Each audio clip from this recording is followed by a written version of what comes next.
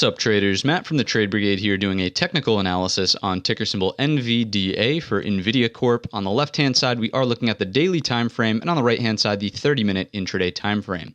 First thing I need to point out is that these guys did give us an earnings announcement after the bell today, and we'll look at that in just a moment, but do know this is something I follow very closely on an intraday basis, so that's why the chart is already marked up. Let's flip on those extended hours session and just go and see what is happening with the earnings announcement. And for now, it looks like a pretty solid reaction, right? Pretty bullish here, driving lower, but immediately being bought back up, and now closing some candles up here towards the high of today. For the sake of today's video, let's assume that this momentum carries forward into the 9:30 bell, and we open on a slight gap up. For round numbers sake, what I'll do is just say, let's say we're opening 197. We'll call it, and the pre-market high is just above here, maybe 198, so that's good enough for now. And again, this is just going to give you a framework to potentially trade tomorrow's open with. A lot can happen between now and 9:30 when the bell actually rings, but this is how I would go about thinking of any type of gap, right? It goes the same but true for the opposite case, which of course would be a gap down. You can watch other videos on the channel that stocks potentially gap down with. So whenever we have a gap, whenever we have earnings and something is moving outside of range,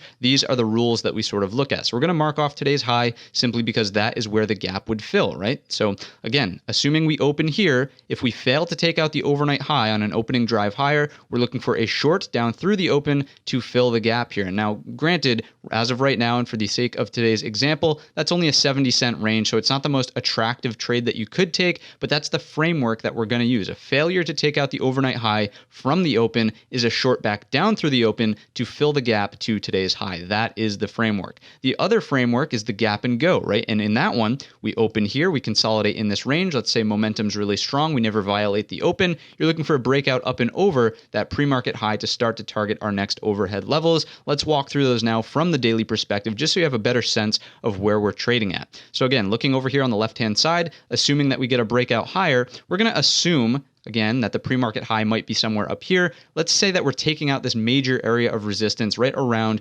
198.50. If we can do that, the next major pivot that I'm seeing would be up here, close to 202. So let's map out a solid level with the tool, and we will have that on our charts as reference. So 202.93, 203 the whole dollar is the next major overhead target. After that, if we really get going, huge momentum on earnings, this pivot up here would be in play around 206.50. I'm not calling for that simply because the most recent trend has been down. The market also had a pretty interesting day today, moving to the downside, the Qs as well. So I don't have the most bullish outlook on tech, but certainly you don't want to get in the way of a momentum earnings play. So those are upside levels. To the downside, if we fill the gap and continue lower, what are we seeing on the 30-minute perspective that should be catching your eye as potential areas of support? Well, certainly this one that we've had on the chart for some time here, that's here at 192.83. You can see that's this level here. Perfect area of support that we can see from today's session before we saw that breakdown into the end of the day. Obviously, with earnings, we're opening back higher, but that should be on your radar, acting as support from the top side down. If that breaks, I would just look at today's low